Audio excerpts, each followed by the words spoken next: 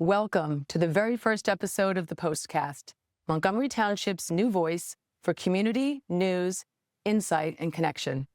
I'm your host, Maryann Post, and I couldn't be more excited to launch this podcast, created by and for Montgomery residents who want to stay informed, engaged, and inspired. At the Postcast, our mission is to deliver factual, relevant, and important local news in a format that fits your busy life. Each episode brings you straight to the source with an in-depth conversation with the people shaping our town's future. For our premiere episode, I'm thrilled to be joined by Dimitra Bairaktaris, Chair of the Montgomery Veterans Memorial Committee. She is also a dedicated public servant and a military veteran.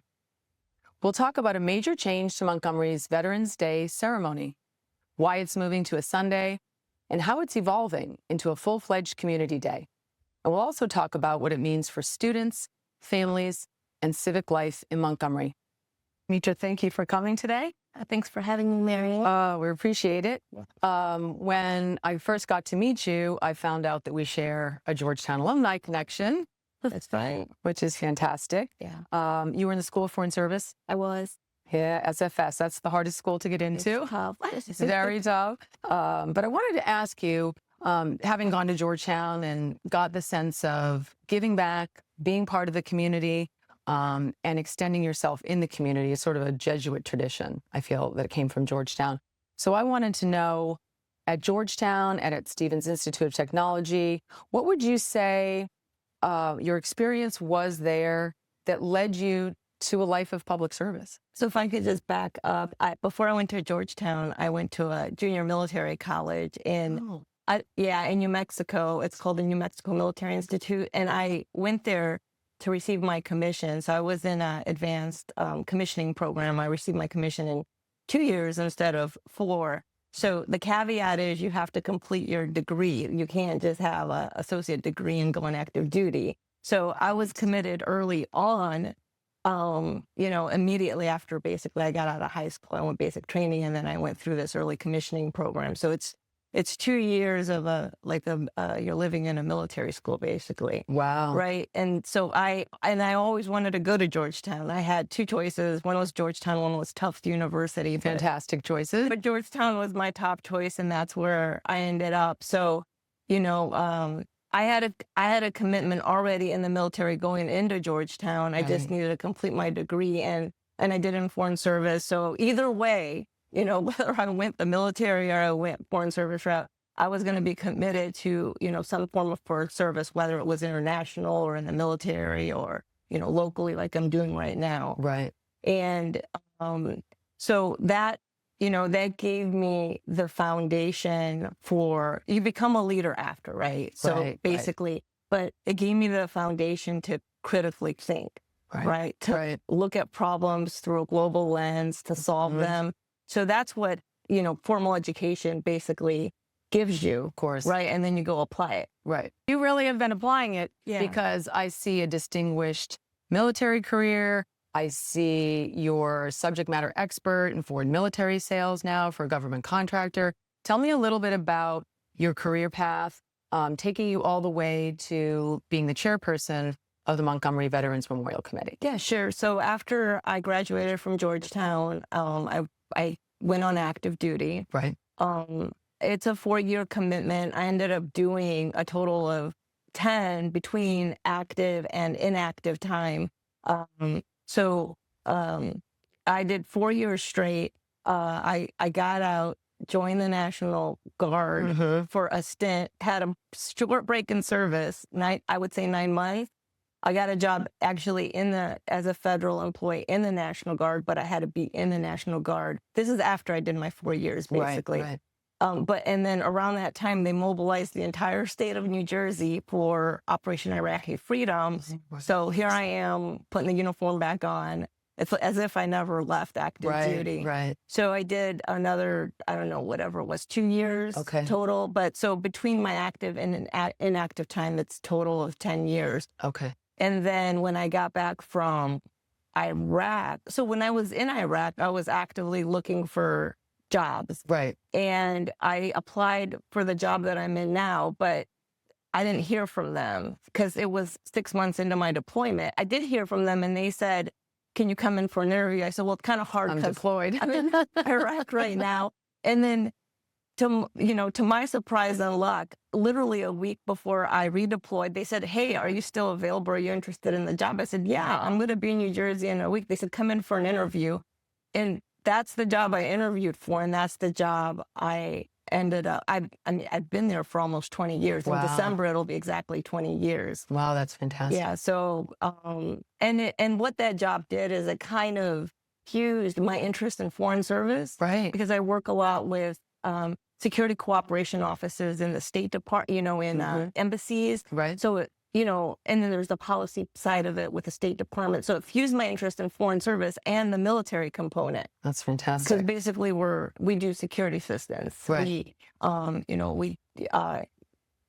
security assistance for partner nations. That's Right, what right. our office does, I see. basically. Right. And so so that was basically what I do professionally now. In terms of the community here, when we moved here in 2018, Okay. we were in another town. We were in Somerset, Mhm. still in Somerset County, but county. just the town, right? And when we moved here in 2018, my husband said, "Why don't you do something like get involved with local politics?" Which I really can't because of the Because of your current role. But I looked at the township's website and I saw they had a Veterans Memorial Committee. I said, okay, this could be a good fit for me. It looked like it had like a nonprofit, not apolitical kind of spin to it. So Of course. I reached out and I got a call from a 80-year-old Navy veteran by the name of Pete Rayner, who we know. Right. He actually served in the town. And he says, "Yeah, well, we meet once a month. Our next meeting is on this date." So I show up and I was in listening mode, but I had a few questions. There weren't a lot of people there Okay. present. So it was this very small committee. And they looked at me at the end and they said, "So are you going to come back?" I said, "Sure." So next month I show up and they said, "Congratulations, you're now a voting member," which is an appointed position. So basically that started my involvement with the committee. I wasn't the chair at the time. Fast forward, Veterans Day ceremony, we were planning it. And Pete asked me to be one of the guest speakers. Back then they were doing 2 guest speakers plus all the other activities, the presentation of the colors with the scouts, with Right. the national anthem. And I said, the first speaker was actually a veteran. He was speaking on PTSD. So I can't top that, first of all. And I know what that means. Of course. So I said, "Why don't we do this instead, Pete? Because I don't want to speak. But why don't we go to the schools and ask the students to write letters to veterans?" And Oh, yes, and great idea. and we pick the letters that that are the best letters, right? And you read them aloud? Yes. That's fantastic. So that started a tradition with the school, actually. And he said, "Make it happen." I said, "All right, I will." That's great. So I went to the You've been doing school. that ever since. I engaged. It was Lisa Romano. She's now the principal at LMS. She was like she was with language arts at the time, but she was my point of contact there. And she collected a lot of letters then because it was like something new. But I think it was both the 5th and the 6th graders. And so we collected a lot. Well, regardless, we went there and we got the letters and we picked the ones. And I didn't have a group of people at the time identified to read the letters. It was me and Pete's significant other, who was a retired administrator in the school anyway. Oh, so wow. she knew what to look for from an academic perspective. Right. And I knew what to look for from a veterans perspective. I was looking for content, for different kind of content. So we picked, the top letters that was really hard to pick. And the students presented the letters and the parents. Fantastic. Yeah. So that has started a tradition in LMS, right? With this, we go every year, basically. Now what we do is we kick it off during, I think, the back to school night, we'll go pitch something to the parents Oh, that's a good time. about it. And then we'll go engage the students with real veterans. Excellent. We go engage the students during the lunch, and we allow the students, we pitch the whole project to them. We tell them, you're going to be asked to write letters if you want. It's voluntary. You don't have to. And here's your chance to ask whatever questions you want of real veterans. Oh, wow. So we have the VFW veterans that come, which is really special. And anybody from the committee that's available, right? Right. So the students, during their lunch, they will line up, and some of them may say, thank you for your service. Others may ask like really engaging questions, like, what did you do when you were, where did you train? What did you eat? Like, we would get all sorts of questions. I bet. Right.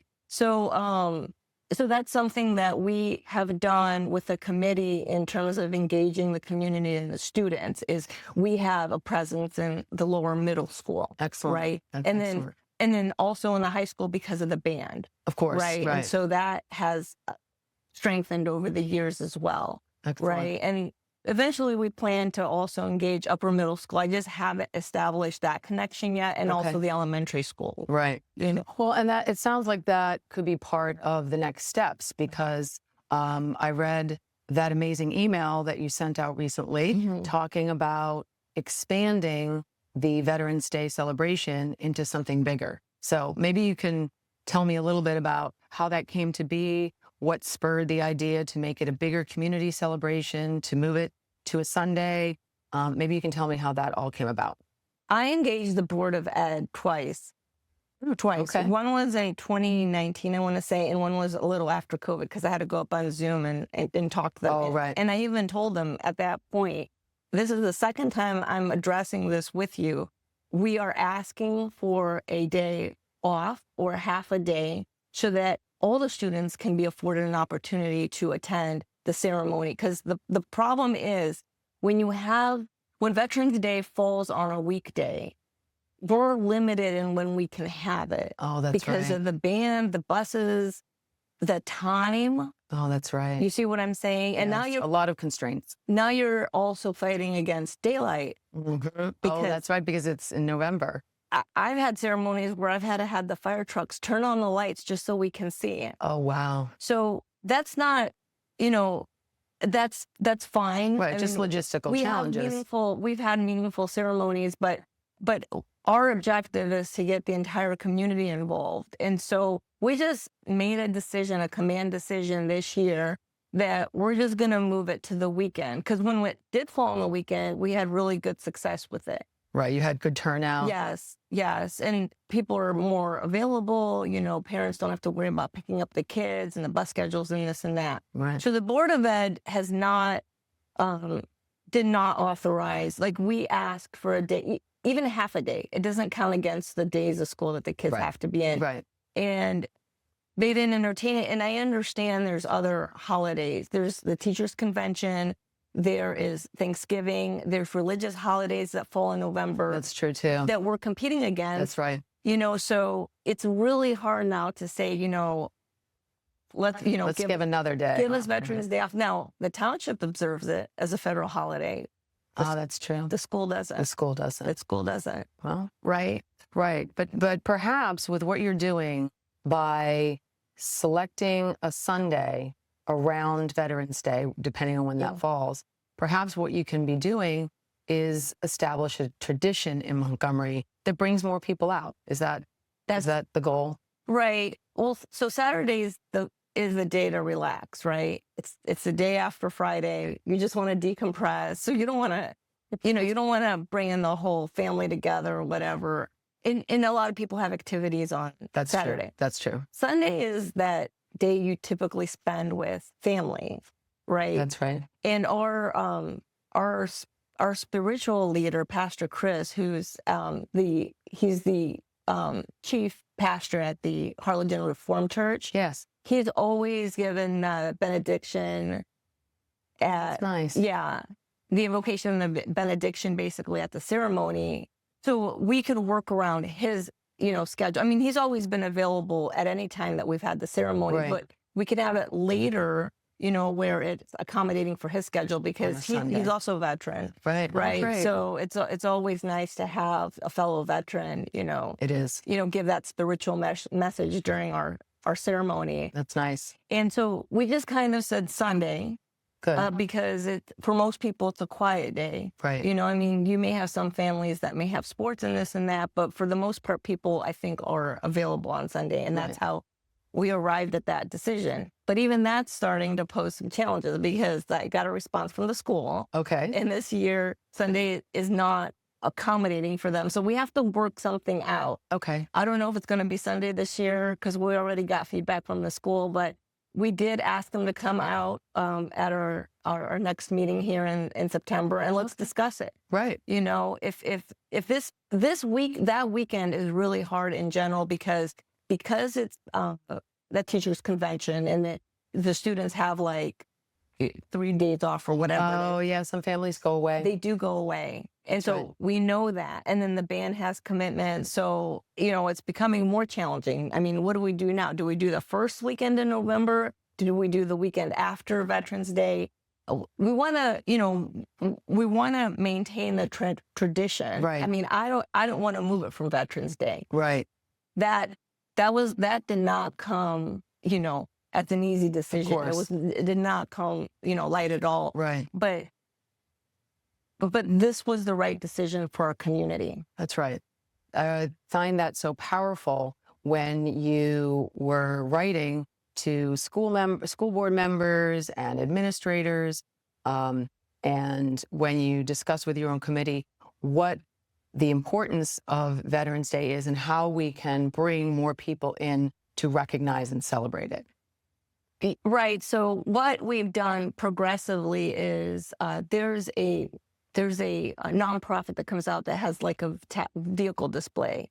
Right. And so, but they've staged vehicles, and we want to keep them out there. If it's a longer day, the kids can do rides, and they'll do that with them. Great. There's also an organization that they're basically Revolutionary War reenactors. Yeah. With a real cannon. Wow. And I tried to get them last year, but they had another commitment because it was on Veterans Day. Right. So now if you have it on an off day, chances are you may be able to get them. Yeah, I'd be more likely to get the reenactors. Yeah, with the real cannon that fires, I think that would be, and we had it one year, but we just, we kind of lost connection with them. Right. And so, and eventually we would like to see, local businesses engaged too. Like, for example, when I have attended some local Memorial Day ceremonies, like for example, the Hobo Parade. Right. At the end, there's like they have like a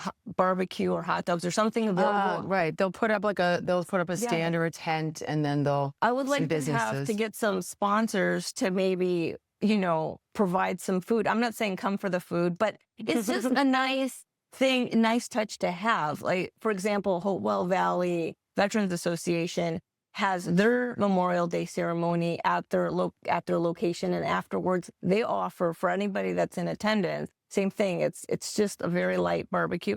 It's nice. I mean, I think we have enough businesses that would be willing to sponsor something like that. I think so too. Yeah. And maybe an idea is reaching out to Montgomery Business Association, because our whole Shop Local campaign in town to encourage people to, of course, shop local, but also to raise awareness of some of the new businesses that are in town, whether it's food or some other sponsor or vendor.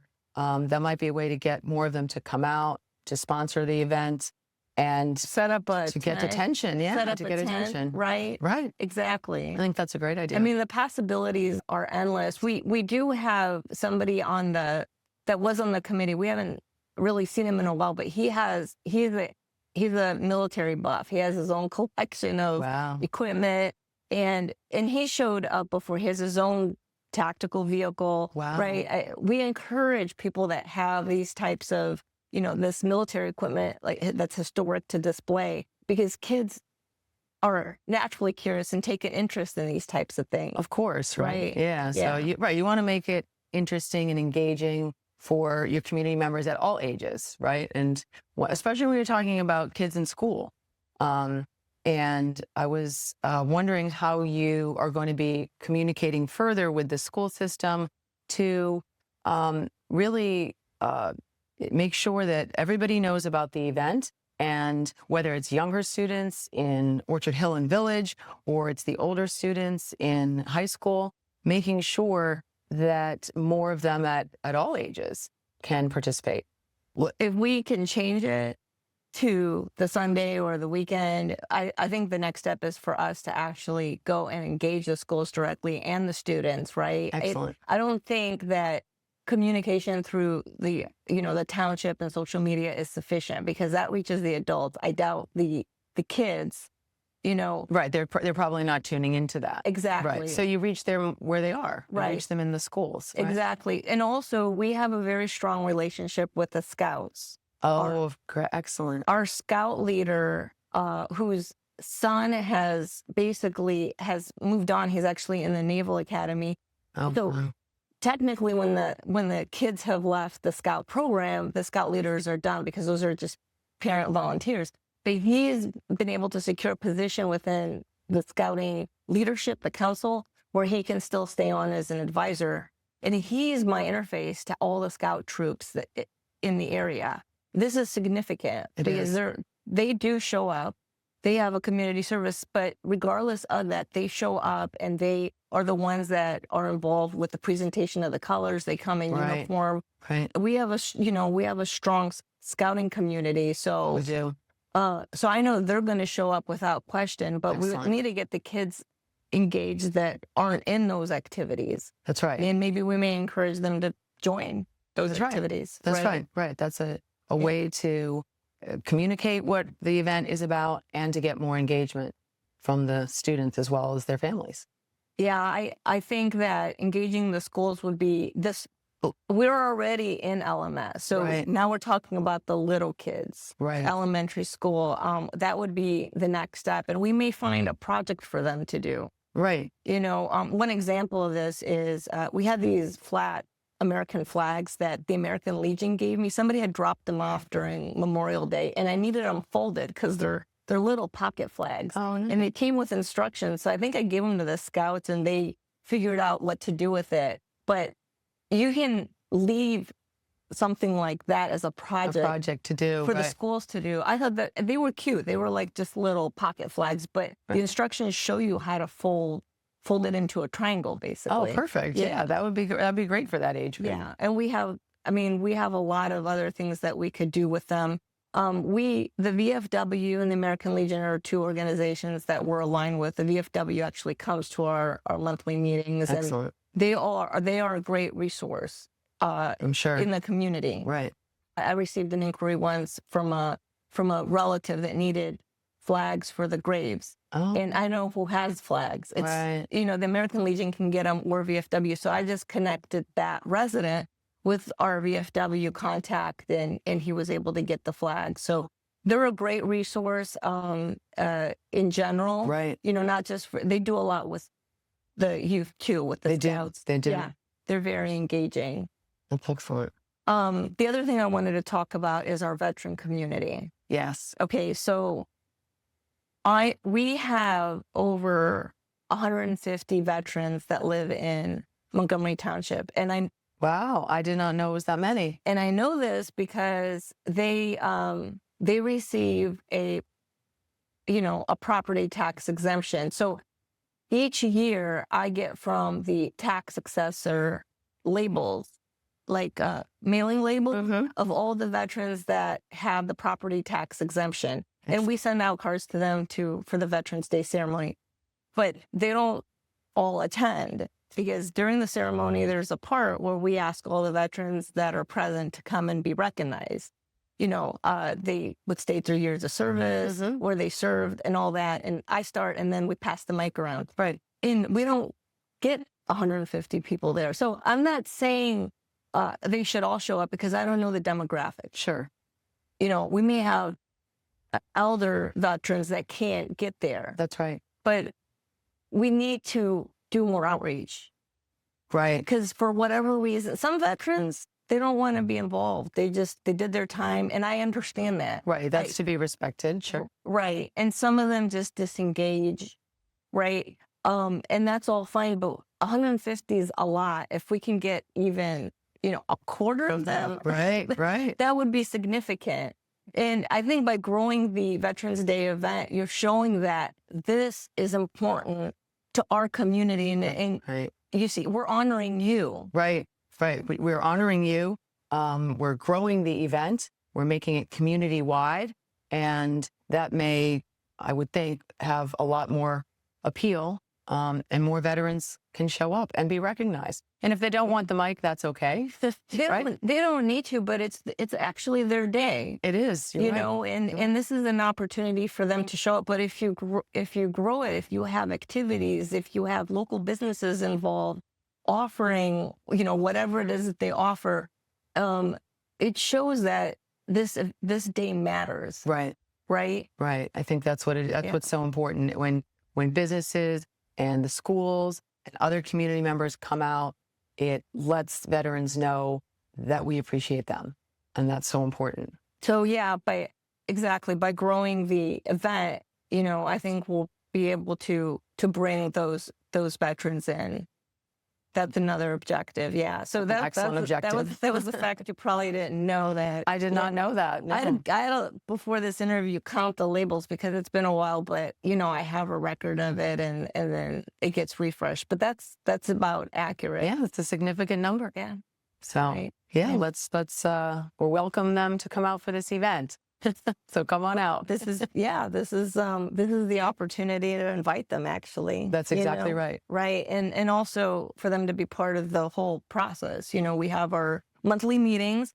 They're the first Monday of each month, except next month because the Monday falls on a holiday. It'll be the following day. We have our committee meeting. It's 7:00. They could definitely be part of shaping this event, and not just our veterans, but anybody in the community that's interested. We don't just have a committee of veterans. We don't. Right. You have other community members that care and want to be involved and support the efforts. So they're just very pro-veteran, and they support the cause. We have one committee member who is who just kind of he's my interface for the high school because he's very he's with the performing arts. He's very, he's very good with that. So he knows all the stakeholders that are at the high school. So if I need the marching band, if I need the bugler, I just ask him. So Dimitra, tell me a little bit about the focus on Veterans Day as opposed to Memorial Day. Why the focus on Veterans Day in Montgomery now?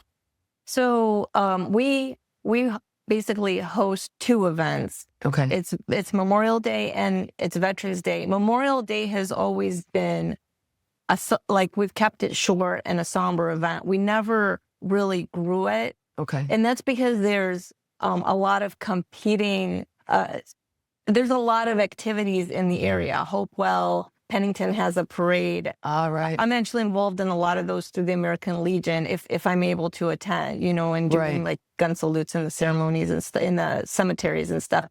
So there's already a lot in the community. Hopewell has its parade. Everybody shows up, and it's really been a built-up parade.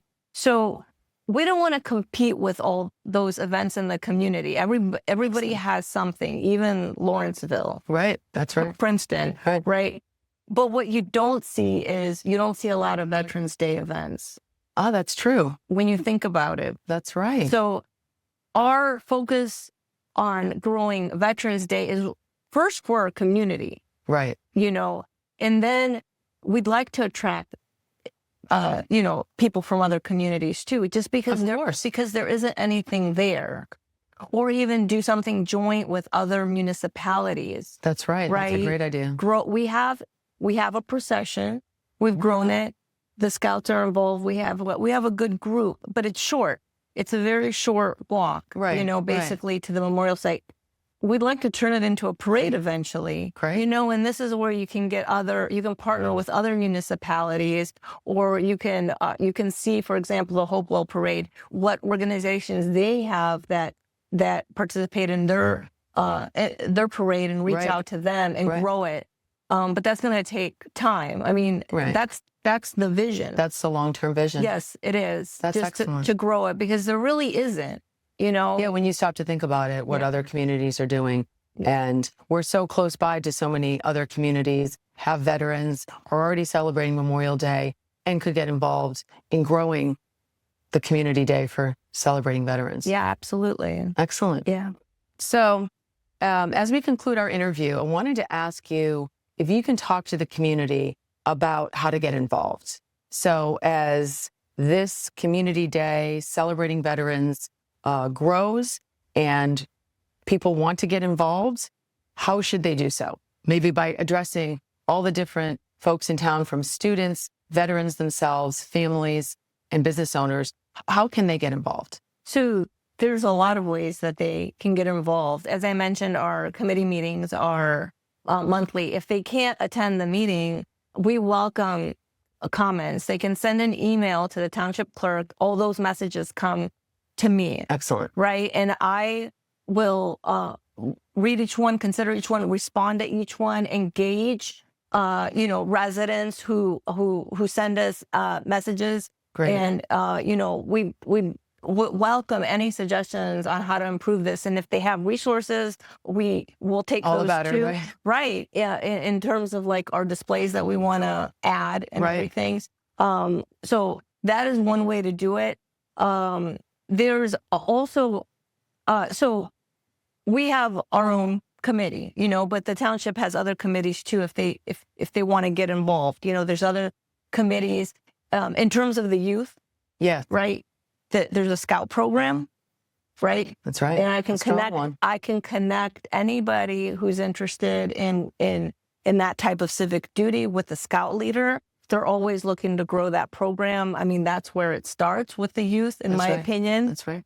Right? There's a scout program. The township itself has a youth leadership program that you have to apply for. Yes, that's right. So It's competitive. it is, and I think it focuses on the high school students, and I think upper middle school, but you have to apply for it. And then once those students are selected, they go to each committee that the township has. Mhm. It could be,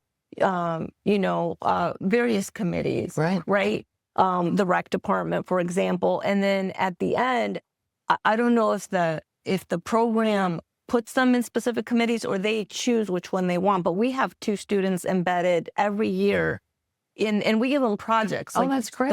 The students we have now, we're giving them a project to transition our website into the townships, because they've revamped the website. Excellent. Right. So the youth leadership program is something that they can get involved in, and they don't necessarily have to serve on our committee. I think they get to choose, but they are required to go to each one and see what is the best fit for them. That's an excellent program. Right. Yeah. So I'm kind of just focusing on the youth, but there's plenty of opportunity. The Rotary is another one.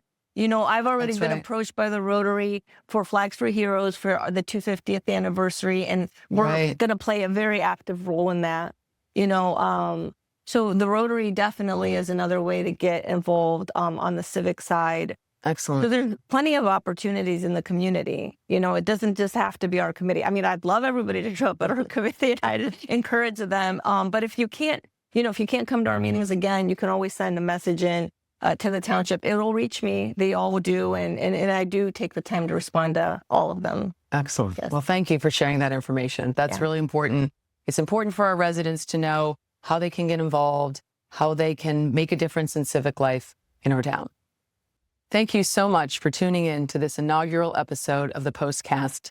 A huge thank you to Dimitra for joining me and for the incredible work that she and the Veterans Memorial Committee are doing to honor service and to build community here in Montgomery. If today's conversation inspired you, please consider getting involved. The next Veterans Committee meeting is on September 2nd, and it's a great opportunity to help shape this growing tradition. We'll include all of the details in the show notes. And if you enjoyed this podcast today, please don't forget to subscribe, share, and leave a review so other Montgomery residents can find us too. This is the Postcast, and I'm Maryann Post for Headline News Montgomery. Until next time, stay informed, stay connected, and stay involved.